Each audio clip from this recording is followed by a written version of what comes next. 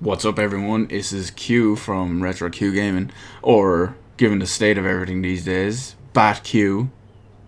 Awkward silence. Uh, anyway, the main reason I'm making this video, and that terrible pun, is Rocksteady have come out and announced some of the new content in their season pass for Batman Arkham Knight. Now, usually I wouldn't make a video about this, but because Batgirl is all the hype at the moment surrounding several different reasons, specifically the new cover and the Killing Joke issue, but I'm not going to go into that anyway. But the main reason I've come out with this video is it's going to be two things. One is specifically this first one, and second I'll just cover the parts of the season pass. So, yes, as you probably guessed by my rantings and ramblings now, that Rocksteady have come out and detailed some story-related, at least single-player story-related, not Arkham Knight story-related, DLC, campaign DLC for Batman Arkham Knight. And this one is called Batgirl, A Matter of Family. So, how's that going to go? I'll read the quick blurb about it anyway. An all-new prequel story expansion in an entirely new location where you play as Batgirl for the very first time in the Arkham series. And that's it. There's a slick-looking render of the Batgirl suit and her in it, so it looks pretty Arkham. that's the best way I can describe it. So, Rocksteady they've detailed so far some of the season pass for Batman Arkham Knight anyway. So first off, there's the Batgirl Matter of the Family, or A Matter of Family, which I just covered. Then there's the Season of Infamy, plays Batman in all new story missions featuring legendary supervillains invading Gotham City, with new story arcs, missions, and gameplay features. So it sounds like that one's going to be single player as well.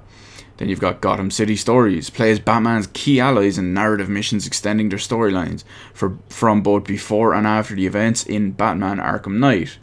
Sounds like it will also be story related, but it will focus on other characters. We've seen that there's going to be Nightwing and Catwoman, so it's probably those, possibly with even more characters that we don't know of yet. Let's see what's next. Legendary Batmobiles with themed tracks. Drive the most iconic Batmobiles from Batman's 75-year history on custom-built racetracks, each team to that Batmobile's specific era. Every Batmobile will be drivable across every racetrack. Now, I'm not really interested in that one because I haven't got to try the racing in the Arkham Knight game, obviously. But the fact that it's just racing doesn't really appeal to me. Sure, some of the visuals will be nice. I mean, they said that they're tailor making and custom building the tracks themed to that specific era. So I'm really curious to see what the Adam West 1960s Batman tracks look like for that. The others not so much, but well, I suppose the Batman Returns, to an extent, Batman Forever, I would like to see their tracks as well, but I'm really curious to see the 1960s one. So we also have the Crime Fighter challenge maps. Engage in a series of new challenge maps utilizing the unique playstyles of Batman and his allies. Character skins, a variety of skins from across the eras for Batman, Robin, Nightwing, and Catwoman. So that's not all the content in the season pass for Arkham Knight, but it is all the content that they've announced and detailed at the moment. So the big thing is the Batman DLC has usually been fairly crap. Now, I say that when you look at Arkham Knight, it really only had one proper piece of story-related DLC. I won't count the Catwoman DLC because that was a kind of a pre-order bonus. I'm not sure if it came with the Game of the Year edition or if it was available separate. All I know is I got it for pre-order in my Arkham City. So, you know, it was given to me as a pre-order bonus, so I don't know if that was included in there. But I won't count that just because of that reason. And if you look at that from the entire Arkham Knight DLC slice, there was just only one story related thing. The rest were all challenge maps and skins and all that crap. So historically, and with what they've shown here, 50-50, is it's going to be, it's pretty crap. Now, yes, I am looking forward to Arkham Knight. I am looking forward to the DLCs, in the sense that the story DLCs, like the Batgirl one, the one where the Something of Infamy, where Batman has all his other supervillains invading, and the ones for the other characters as well. I'm looking forward to that, and possibly we'd see what else comes out.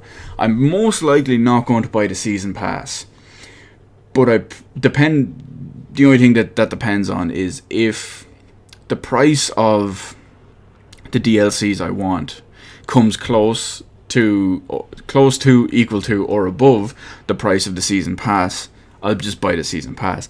But I'm currently only planning on getting the story-based ones.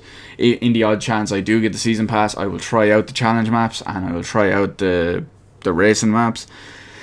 Skins are skins. Who cares about that? But I'm curious to see. There's about a month and a half, 7 weeks it is actually at the moment, till Batman actually releases. So there's plenty of time for them to show off the remaining content that's going to be in it. Hopefully, I shouldn't say hopefully because it's all DLC, but hopefully the stuff that they do come out with is story content, campaign related, even if it's separate story campaign, and like they've done with Batgirl and things like that.